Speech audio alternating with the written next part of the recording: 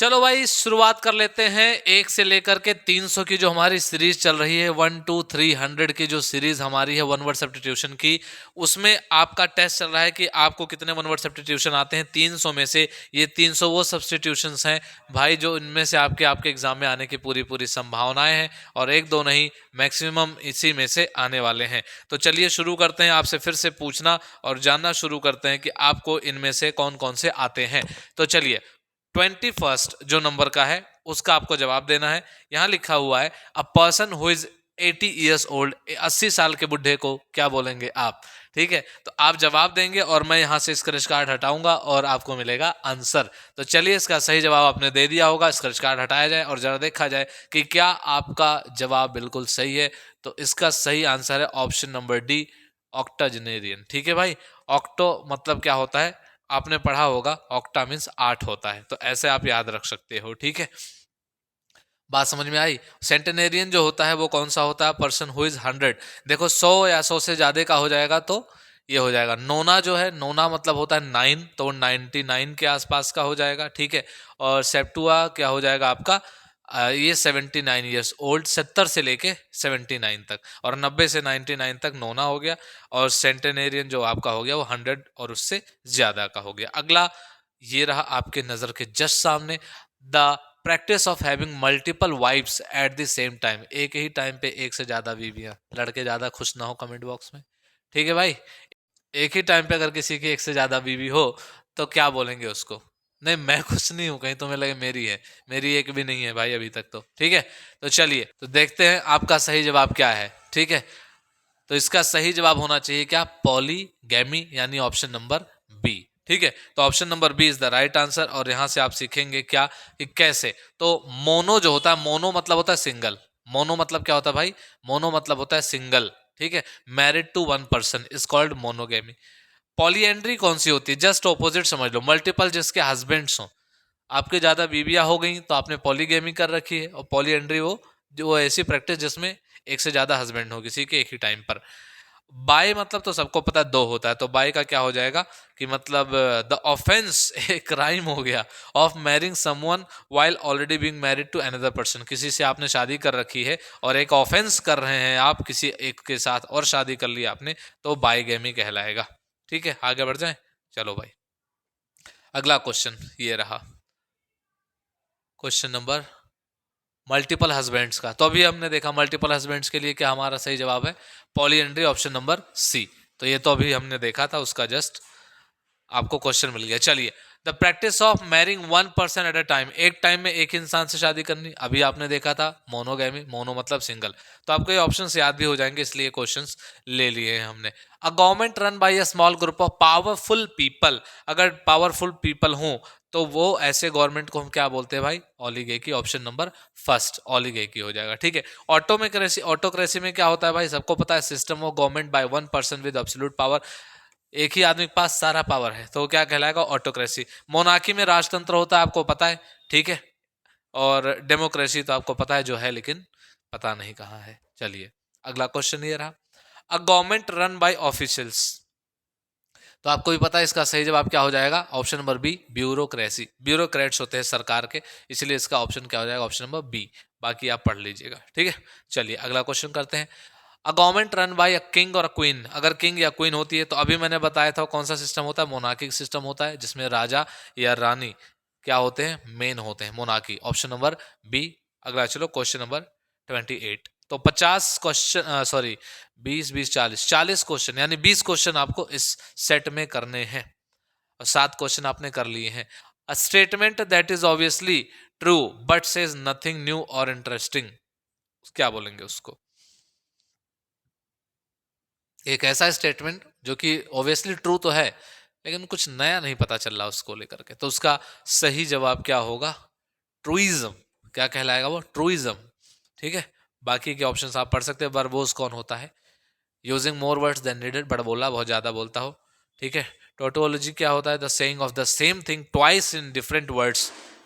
ठीक है, और क्लीशे क्या होता है? A phrase or opinion that is over used and betrays the lack of original thought. तो इसमें आपको समझ में आ गया होगा कि जो ओवर यूज किया गया है, and betrays a lack of original thought. Original thought उसमें नहीं होगा, एक ऐसा ओपिनियन होगा, ओरिजिनल थॉट्स की कमी होगी उसमें, लल्लू बनाया जाएगा आपको। अगला question, the act of killing one's mother. अगर कोई अपनी मम्मी को ही मार दे तो उसको क्या बोलते हैं? मैट्रिसाइड बोलते हैं। ठीक है भाई, पैट्रिसाइड पापा को मार देना। होमिसाइड क्या होता है? The killing of a human being, ढेर सारे लोगों को, मतलब एक तरीके से ह्यूमन रेस के लिए खतरा। और रेजिसाइड मतलब किंग या क्वीन को मार देना, वैसे स्पेशली किंग के लिए है, ठीक है, क्योंकि वही राजा हुआ करते थे। The act of killing once father, अभी बताया, पैट्रिसाइड कहलाएगा। ठीक है, तो ये जवाब तो आपका वैसे भी सही होना चाहिए। अगला क्वेश्चन,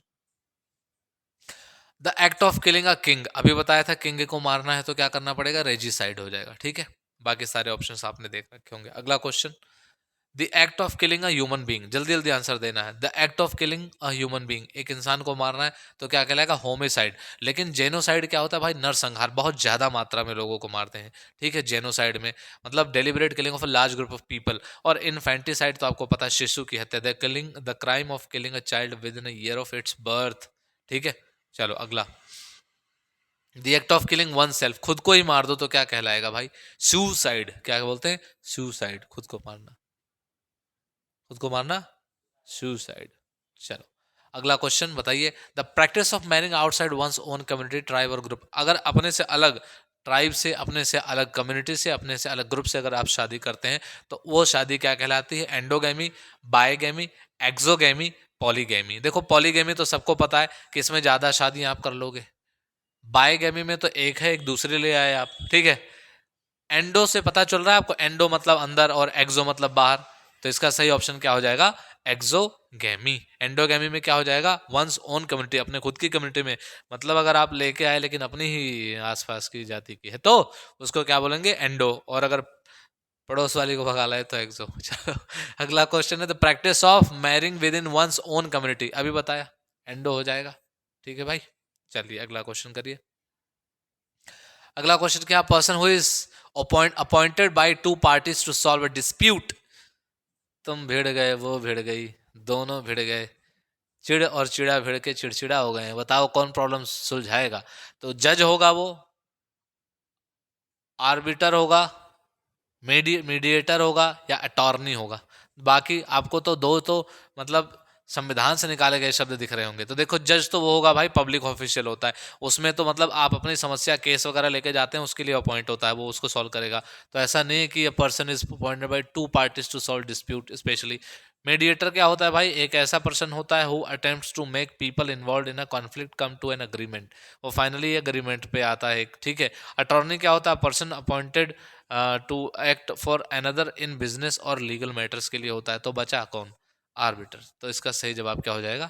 आर्बिटर। अगला question, a person who writes decoratively, सुंदर सुंदर लिखता है, आर्टिस्ट है क्या वो? या कार्टूनिस्ट है, या डिजाइनर है?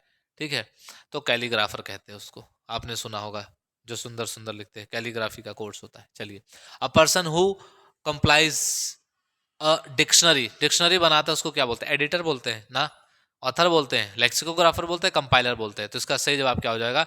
लेक्सिकोग्राफर बोलते हैं उसको। ठीक है, देखो एडिटर तो वो होता है जो एडिट करता है, मतलब final content of publication, public करने से पहले कोई चीज़। ऑथर तो कहानियां वहानियां लिख देगा, बुक लिख देगा, आर्टिकल लिख देगा, रिपोर्ट लिख देगा। कंपाइलर क्या होता है? उसके पास चीज़ें होती है, वो इकट्ठा कर देता है चीज़ों को एक जगह। ठीक है, चलिए, अ person who studies the evolution of man kind, इंसानों के बारे में पढ़ रहा है, ह्यूमन के बारे में पढ़ रहा है, मैन काइंड के बारे में पढ़ रहा है। एंथ्रोपोलॉजिस्ट, आर्कियोलॉजिस्ट, तो देखो आर्कियोलॉजिस्ट तो आपको पता होगा कि आपकी दबी हुई हड्डियों को निकाल रहा है, आर्कियोलॉजिस्ट कहलाएगा, है ना। फिलोलॉजिस्ट कौन सा होता है भाई? अ person who studies language in historical sources में वो फिलोलॉजिस्ट। और हिस्टोरियन तो आपको पता है एक्सपर्ट होता है हिस्ट्री में, तो बचा कौन? एंथ्रोपोलॉजिस्ट, उसको ही बोलेंगे भाई। ठीक है, चलिए अगला क्वेश्चन करिए, अ person who studies ancient buildings and monuments, अब मिल गया ना भाई, बिल्डिंग मॉन्यूमेंट ढूंढने वाला कौन था? अभी बताया था, कौन है? आर्कियोलॉजिस्ट। कुछ लोग सोचेंगे आर्किटेक्ट, वो बिल्डिंग बना के नक्शा देगा कि ऐसे बिल्डिंग बना लेना, और जब वो ढह जाएगा कई साल बाद, वो ढूंढने के बाद आप और उसके नीचे दबे हुए मिलेंगे, तो वो काम खूबसूरत सा काम करता है आर्कियोलॉजिस्ट करता, बताते हैं ये हड्डी तो 200 साल पुरानी है। एक ऐसा आदमी था 5 फीट 10 इंच का, दब गया था उसी में, मर गया। ठीक है।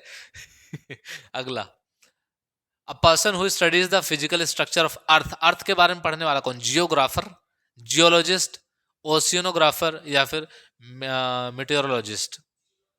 तो देखो सबको पता चल गया भाई, इसका सही जवाब क्या होगा? जियोलॉजिस्ट। क्योंकि जियोग्राफर क्या है? A person who studies the physical features of the earth and it's atmosphere.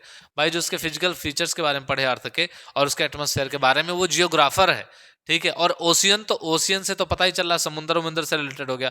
Meteor से पता चल रहा है कि स्टडी करता है किसका? प्रोसेसेस ऑफ एटमॉस्फेयर का। ठीक है। चलो अगला क्वेश्चन करो। अ person who studies the stars and planets कौन है? एस्ट्रोलॉजर है या एस्ट्रोनॉमर है या फिर साइंटिस्ट है या जियोलॉजिस्ट? देखो जियोलॉजिस्ट तो आसमान पे नहीं जा पाएगा, वो प्लैनेट्स की बात कर रहा है। जियोलॉजिस्ट धरती में घुस के जाएगा। ठीक है।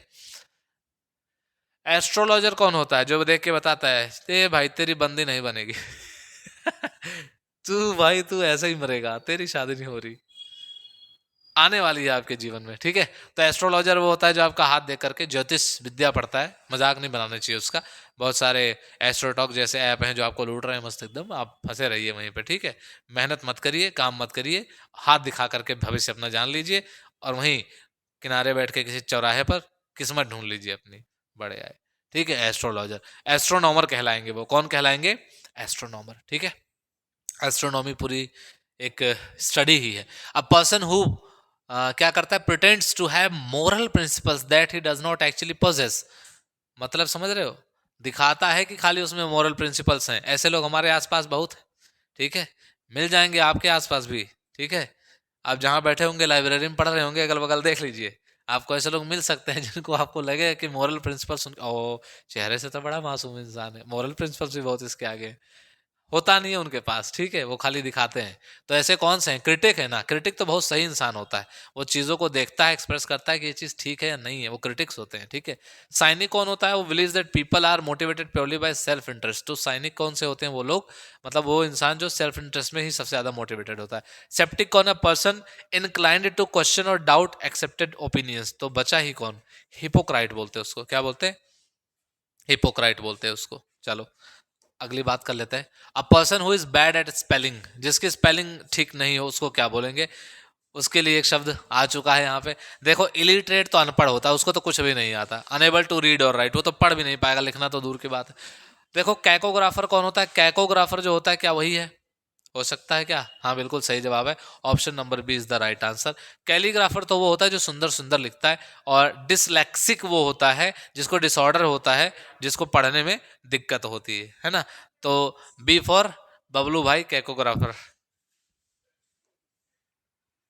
चलो। अ person who is all powerful, ये तो हम पहले भी कर चुके हैं, आपको पता होगा कौन है वो भाई? ओमनीपोटेंट है। ठीक है।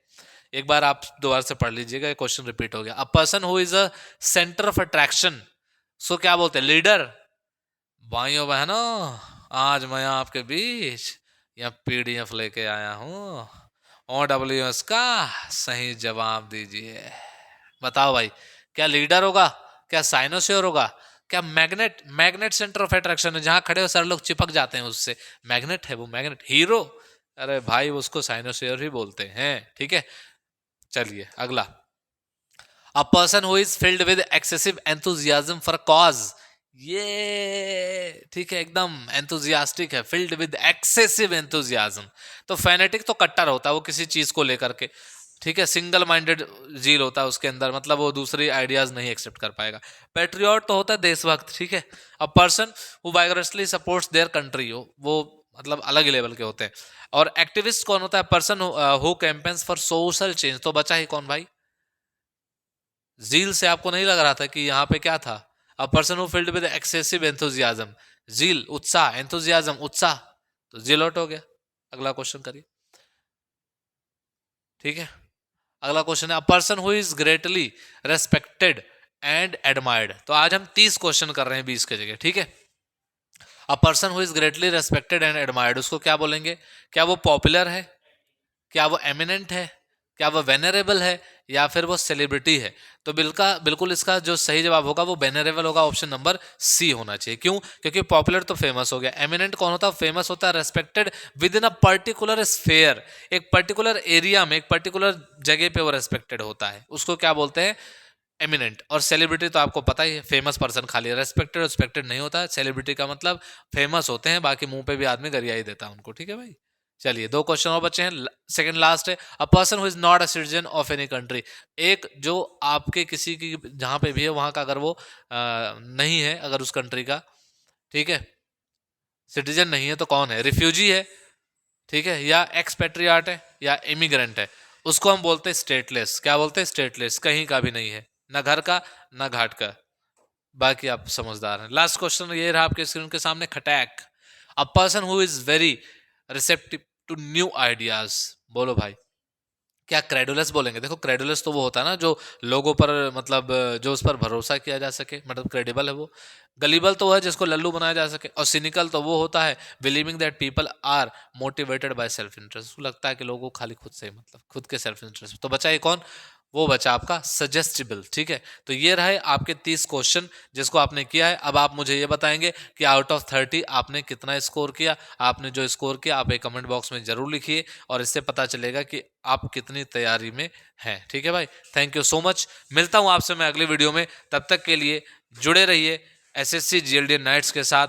जय हिंद, जय भारत।